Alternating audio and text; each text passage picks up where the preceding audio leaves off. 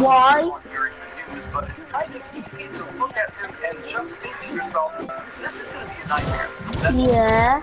And what? He's just going to steamroll everything. Turns out he's actually hard as shit to play, which is a good thing, I think. He gives off the vibe of a with plenty of complications. What the? You can't just put on this and start punishing people. You've got to put in the hours with this guy. There's really no way around it, like with all other characters, pushing him without fun.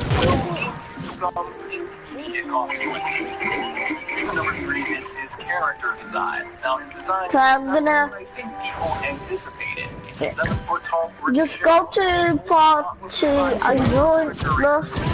Actually, I'm gonna join you. And recognize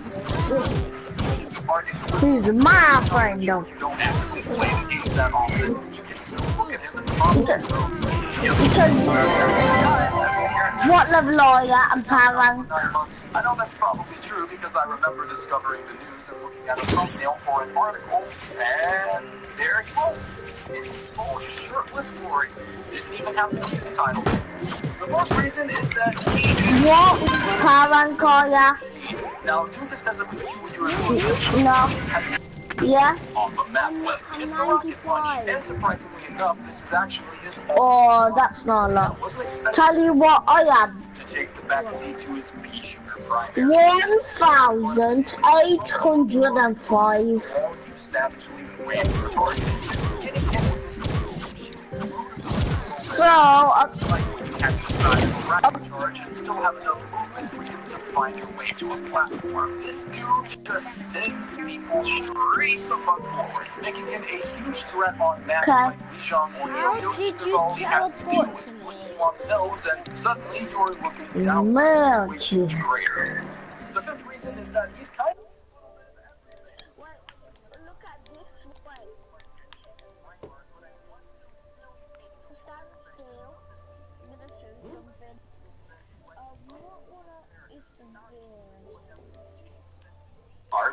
Look at this. Wild card. His kid can deal damage like a DPS. He can initiate fights like a tank. He's a little bit of this, he's a little bit of that, and I think that was partly done on purpose. Obviously, Doomfist needed to have a uniqueness to him because I'm riding the pinata. abilities are somewhat familiar. The learning curve is definitely there. I'm riding the pinata. Teleport to me, my Jay. Figuring out the uses of a new ultimate. Oh hell no, you're not smashing the pinata via man. What in the hell is this thing supposed to be? I can make a trip to the kitchen and fry an egg with the time it takes for me. Yeah, this. Obviously, the delay you get on this ultimate is straight up sinful. Once again, I'm reserving a lot of my commentary until this PTR, but I think you should see it as more than yeah, I have this one which you can smash. No one can touch just this glitch. yourself from a tracer bomb. It's really one of those examine the situation first kind of deals. Reason number 7 is the attention to detail Blizzard. Where did you go? Teleport. Now there's another small detail added to the character aesthetic that I don't think many people have considered or found out. If you're attacking on new body, the game places you in direct line of sight of the confetti. Giant crater. This will take care of the floor of the body because that crater in the wall was football, look. My house, for fuck's sake. Don't you see my house? Almost as if to remind you of what happened. No. And that Doomfist may actually be holding back a little more than you think. In fact, I wouldn't be too shocked if this detail ended up on its own spray in the future. The 8th reason is that Doomfist is surprisingly a good team player. Doomfist has a setup that allows him to synergize flawlessly with other characters of various classes.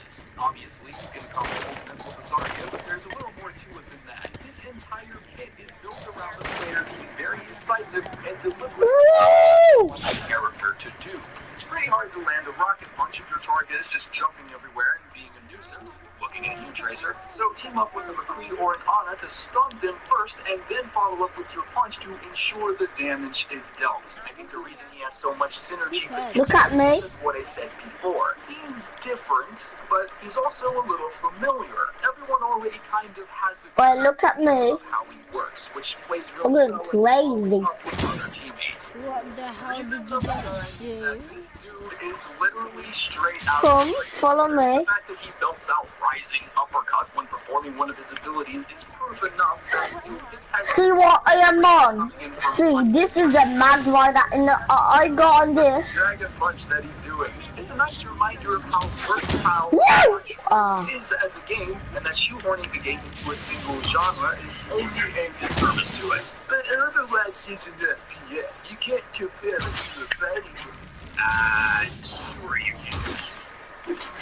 And that joke tied out my I'm making a trap. And the final 10th reason is that Doomfist is more balanced than you may notice, despite him only being in the testing stage. In addition to his massive learning curve, Doomfist, of course, is Let me see. his counters. The rocket punch is limited because, like with most Is that the one for 1,000 pinata coins? Century Bastion or Azarium made Look at, you wanna see my one? his abilities, although they will take the initial damage from the hit. Your hitbox is also planet size, which means it's easy for long rangers like Widow or Soldier to frag you without the need to get in close. If we have anyone from Blizzard tuning in right now, I have one personal request. Ken's call out for the Dragon Punch, just please make that an unlockable questline. I'm actually begging you. But if you've got the time, please hop into the PTR and play Doomfist for yourself if you haven't already. If you've put some hours into him and you already have a specific... Overwatch may not seem like it has the most expansive story out there at times, but I can assure you, if you look close enough, you might be able to find some stuff that makes it that much more special. I'm of course talking about the tragic backstories. Like for example, Anto's game used to be Shaolin. Who the hell is this guy? No, not really. I just say like the joke. Alright, I hear what you're saying, but let me just quickly confirm. Fair enough, I suppose. Number 5, Winston and the Massacre on the Who are you So we still? all know Winston for being the mastermind behind Overwatch, but what you may not have known about him is the sad past that he had back when he was just a tiny little gorilla on the moon. As a young gorilla, Winston resided on the Horizon lunar colony with tons of other gorillas and scientists. The Horizon lunar colony, which was just recently added into Overwatch as a playable map, was created as one of humanity's first steps towards space exploration, and its residents include tons of genetically enhanced gorillas. The gorillas were placed on the colony so that scientists could test the effects Guys, look at my mount.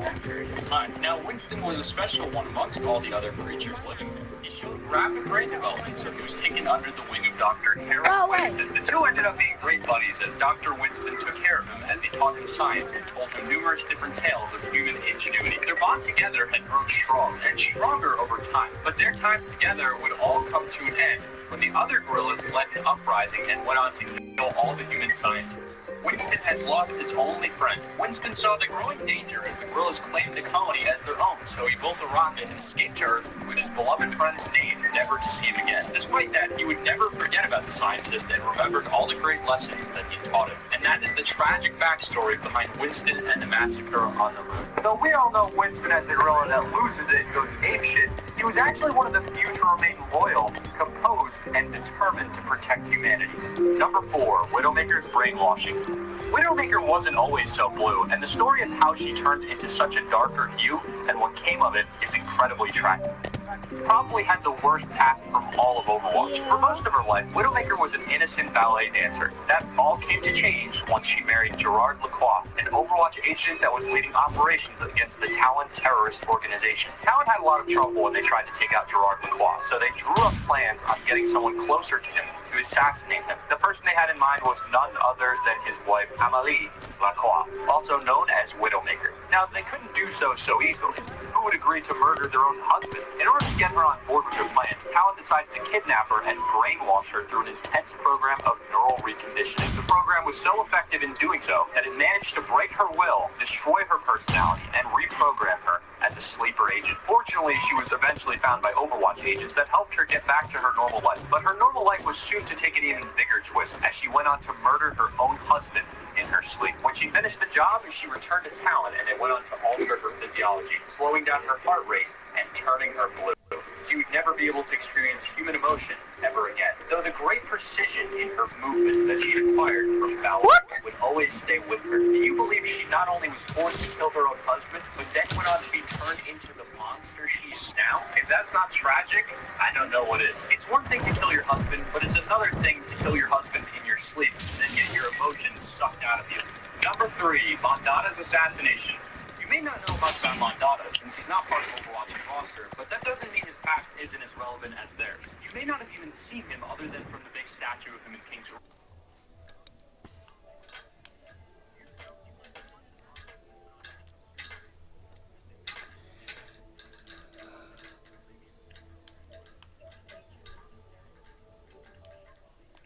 And Onyx could make pilgrimages together in search of finding truth. Mondada tried to resolve these conflicts between humans and Onyx. The Shambali strengthened the relationship.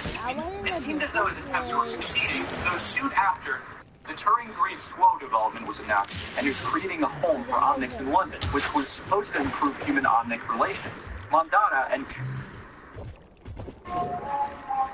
Ally slain! Shut down!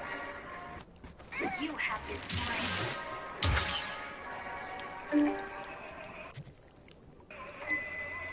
Watch out! Ambush! They're coming for me. I'm coming. Killing spree!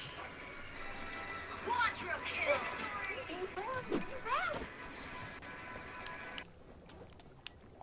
So last time we talked about Chinese bootlegs. Like, how about fucking Subway? You ever eat there? Well, guess what?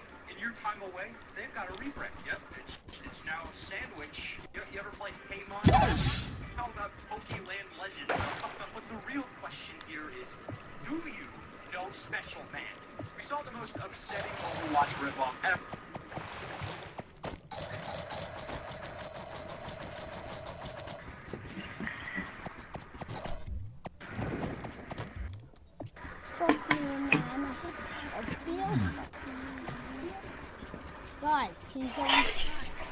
Guys, can someone teleport me?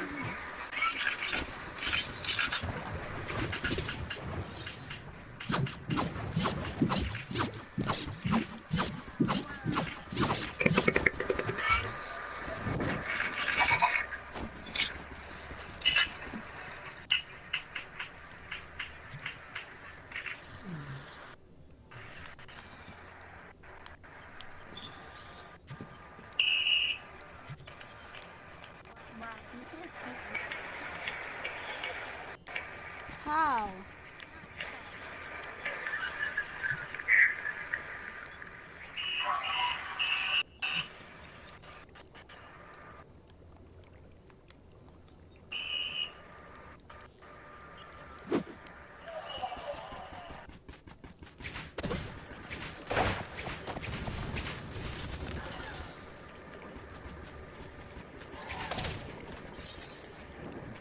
Teresa.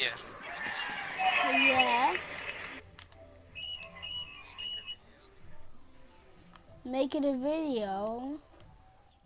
I am. Okay, I'm a YouTuber. I can't make a video. I'm ready recording a video.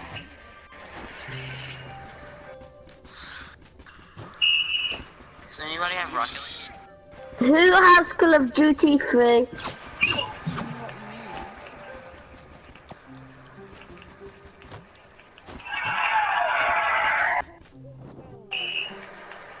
What game you playing? The racing game. The Crew.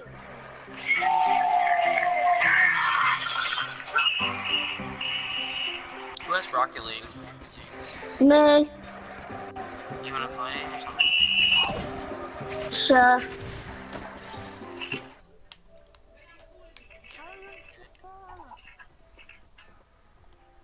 Yeah, I'm good.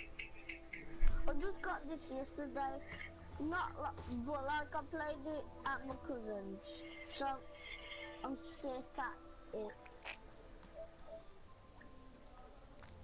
You, me, Nana. Bullfighting. You have anything good? Nah, because for some reason, I never.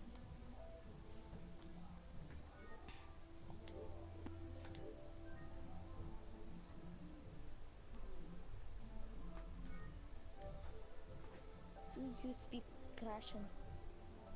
Hello?